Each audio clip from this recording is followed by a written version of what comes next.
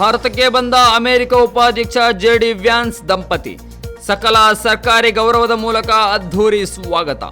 ಅಮೆರಿಕದ ಉಪಾಧ್ಯಕ್ಷ JD wands ಮತ್ತು ಅವರ ಭಾರತೀಯ ಮೂಲದ ಪತ್ನಿ ಉಷಾ ವ್ಯಾನ್ಸ್ ಇಂದಿನಿಂದ 4 ದಿನಗಳ ಕಾಲ ಭಾರತದ ಪ್ರವಾಸಕ್ಕೆ ಆಗಮಿಸಿದ್ದು ದೆಹಲಿಗೆ ಬಂದಿಳಿದಿದ್ದಾರೆ.